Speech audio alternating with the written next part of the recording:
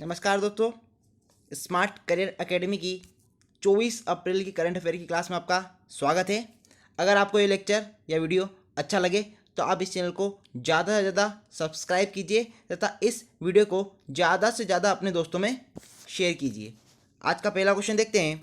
NASA के perseverance rover ने हाल ही में किस देश पर या किस ग्रह पर ऑक्सीजन की खोज की है?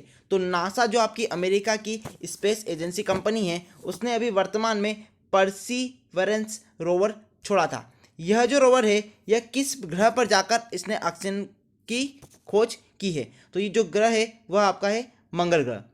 परसिवरेंस ने मंगल ग्रह के ऊपर ऑक्सीजन खोजी है। अगर हम मंगल ग्रह की बात करें तो जो हमारा सोलर सिस्टम है उसका यह दूसरा सबसे छोटा ग्रह होता है।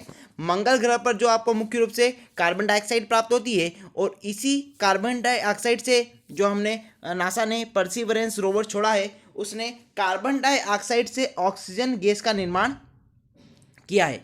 मंगल ग्रह की अगर हम बात करें तो मंगल ग्रह को लाल ग्रह के नाम से भी या फिर जाना जाता है। इसका नाम लाल ग्रह इसलिए रखा गया क्योंकि इसका कलर आपको लाल रंग का दिखता है और ये जो लाल रंग होता है वह आयरन ऑक्साइड की वजह से होता है।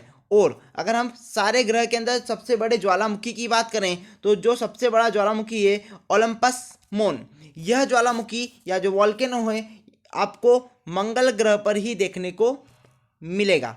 अगर हम परसिवरेंस रोवर की यहाँ पर बात करें तो ये है परसिवरेंस रोवर। ये जो रोवर है यहाँ पर आपको मोक्साई दिख रहा है, MOXIE। यहाँ पर एक इंस्ट्रूमेंट है जिसके द्वारा मंगल ग्रह की जो कार्बन डाइऑक्साइड है उसको ऑक्सीजन में कन्वर्ट किया गया है और यहाँ पर 5 ग्राम ऑक्सीजन का उत्पन्न किया गया है। पूरे अगर मंगल ग्रह की बात करें तो वहाँ पर सबसे ज़्यादा कार्बन डाइऑक्साइड है तथा कुछ 1% मात्रा में ही वहाँ पर ऑक्सीजन उपस्थित है। अगला क्वेश्चन देखते हैं। किस कंपनी ने सन 2040 तक ग्रीन हाउस गैसों का उत्सर्जन जीरो करने को कहा है? तो भारत की जो आपकी कंपनी है विप्रो है, उन्होंने 2040 तक का अपना लक्ष्य रखा है कि जो नेट ग्रीन हाउस गैसेस का जो इमिशन है, जो उत्सर्जन है, वह नेट जीरो कर दिया जाएगा। अगर हम ग्रीन हाउस गैस के उत्सर्जन की बात करें तो जो पेरिस एग्रीमेंट हुआ था, पेरिस समझौता हुआ था, उसके अंदर पृथ्वी के तापमान को 1.5 डिग्री सेल्सियस तक नियमित रखने की वादा किया गया है। अगर हम विप्रो की बात करें तो विप्रो जो कंपनी है वो भारत की कंपनी है जिसका हेडक्वार्टर आपको बेंगलुरु में देखने को मिलेगा और इसकी जो स्थापना की गई थी वह 1945 के अंदर मोहम्मद प्रमजी ने की थी। अगर हम ग्रीन हाउस गैसेस की प्रमुख बात करें तो ग्रीन हाउस गैसों में प्रमुख आपकी मीथेन है, दूसरे नंबर आपकी ओजोन है जिसका फॉर्मूला होता है O3 और तीसरे नंबर पे है आपकी कार्बन डाई ऑक्साइड जिसका फॉर्मूला है CO2। आपको दोस्तों कमेंट सेक्शन में बताना है कि ओजोन हमारे पृथ्वी के किस मंडल में पाई जाती है। अगला क्वेश्चन है, भारतीय नेवी ने DSRV रेस्क्यू सिस्टम किस देश की मदद के लिए छोड़ा है? तो वर्तमान में भारत ने अभी इंडोनेशिया की मदद के लिए DSRV रेस्क्यू सिस्टम छोड़ा है। यह एक ऐसा सिस्टम है जिसके द्वारा सबमरीन को खोजा जा सकता है और इंडोनेशिया के अंदर अभी वर्तमान में उनकी जो सबमरीन है वो गुम हो चुकी है जल के अंदर। इस वजह से इन्होंने भारत की मदद ली है। पहली बार अगर बात करें तो पहली बार हमने DSRV जो रेस्क्यू सिस्टम है वह 2018 के अंदर उपयोग किया था और जो DSRV का अगर फुल फॉर्म की बात करें तो उसका फुल फॉर्म है डीप सबमर्जेंस रेस्क्यू व्हीकल, यानी कि वह अधिक से अधिक गहराई के अंदर जाकर चीज़ों को आसानी से खोज सकता है। तो यह हमने किसके लिए किया है दोस्तों? इंडोनेशिया के लिए। अगला क्वेश्चन है, हाल ही में जो नेस्कॉम आपकी कंपनी है उसका चेयरमैन किसे बनाया गया? तो जो नेस्कॉम है इसकी पहली चेयरमैन जो महिला है वह आपकी जो बनाई गई है वह आपकी रेखा मेनन जी, याद रखिए दोस्तों। अगला क्वेश्चन है कि हाल ही में 23 अप्रैल को कौन सा दिवस मनाया गया?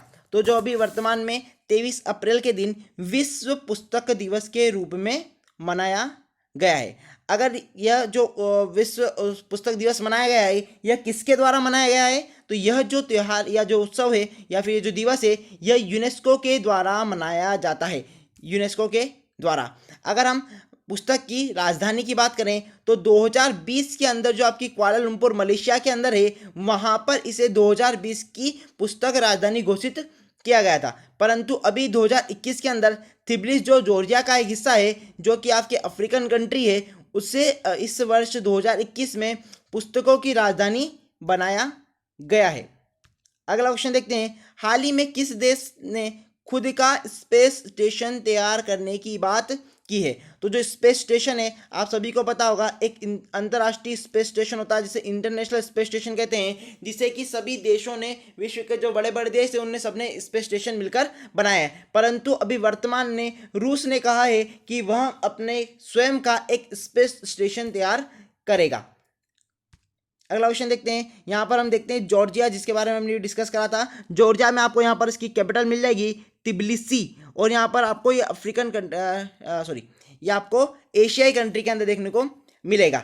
अब इसके आसपास अगर हम प्रमुख जगह की बात करें तो यहाँ पर आपको अजरबैजान देखने को मिलेगा, अर्मेनिया देखने को मिलेगा और टर्की देखने को मिल जाएगा। साथ ही में अगर हम सागरों की बात करें तो यहाँ पर आपको कैस्पियन सी दिख रहा है, यहाँ पर आपको ब्लैक सी दिख रहा है, और यहाँ पर आपको मेडिटेरेनियन सी या फिर भूमध्य सागर देखने को मिलता है। इंपॉर्टेंट क्वेश्चन है दोस्तों, याद रखना।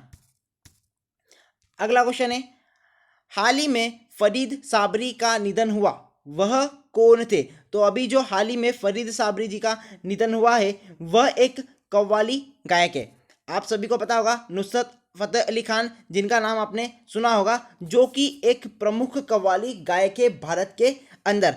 अगर हम फरीद साबरी जी की बात करें जो कव्वाली गायक थे, तो जो एक मुलाकात जरूरी है जो गाना है वो इन्हीं के द्वारा गाना गाया गया है ना, ध्यान रखिए दोस्तों।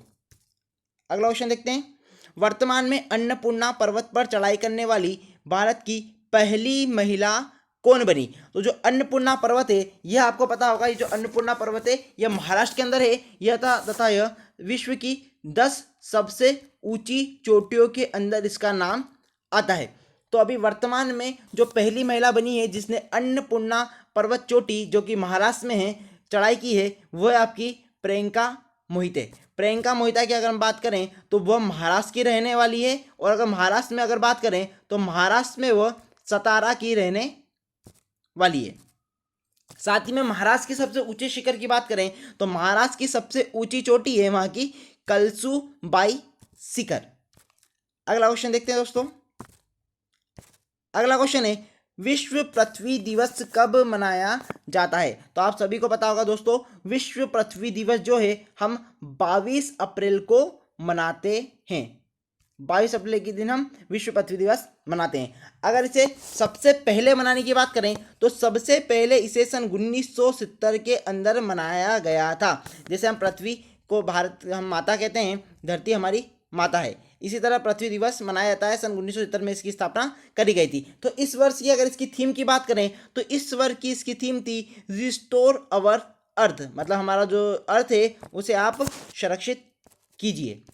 अगला क्वेश्चन देखते हैं। अगला क्वेश्चन है, ग्लोबल एनर्जी ट्रांजिशन इंडेक्स 2021 में प्रथम कौन सा देश रहा? तो यहाँ पर हम बात करें ग्लोबल एनर्जी ट्रांजिशन इंडेक्स। अब एनर्जी ट्रांजिशन इंडेक्स का मतलब ये होता है कि आप किस तरह से नवीनीकृत ऊर्जा की ओर जाते हैं, यानी आप कम से कम प्रदूषित कर कर अच्छी से अच्छी ऊर्जा प्राप्त करें। जिस तरह से सोलर एनर्जी होती है, विंड एनर्जी होती है, इनका उपयोग कर कर आप कितना अच्छे तरह से कार्य करके एनर्जी प्राप्त कर रहे हैं। तो इसमें जो प्रथम देश है वह है आपका स्वीडन।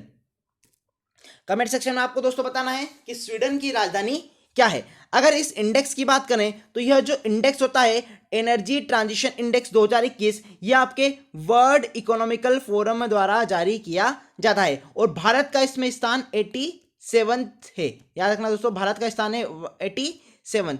कुल यहाँ पर 115 देशों को सम्मिलित किया गया था, जिसके अंदर जो प्रथम स्थान पर रहा है स्वीडन रहा है, द्वितीय स्थान पर आपका नॉर्वे, और तृतीय स्थान पर आपका डेनमार्क। अगर अंतिम स्थान की बात करें, अंतिम स्थान मतलब 115वीं पोजीशन की बात करें तो 115वीं पोजीशन पर रहा आपका जिम्बाब्वे, जिसकी कैपिटल है आपके हरा रहे। और भारत के अंदर यदि ऊर्जा उत्पन्न की बात करें, जो हम इलेक्ट्रिसिटी प्राप्त करते हैं, सबसे ज़्यादा भारत के अंदर जो ऊर्जा उत्पन्न की जाती है वो एक तरह से थर्मल एनर्जी होती है। और सेकेंड नंबर पर हम 11% की बात करें तो वहाँ पर हाइड्रोजन होती है। थर्मल ऊर्जा के अंदर हम कोयले का उपयोग कर या कोयले को जलाकर उससे एनर्जी प्राप्त करते हैं, जिससे कि पोल्यूशन भी ज़्यादा होता है। इसलिए भारत जो है वो डेवलपिंग कंट्री के अंदर आता है, डेवलप्ड कंट्री के अंदर नहीं आता है। बाकी जो स्वीडन, नॉर्वे, जो फिनलैंड है वो आपकी डेवलप्ड कंट्रियों में आती है। तो दोस्तों यहीं पर आपका करंट अफेयर क्लास समाप्त होती है।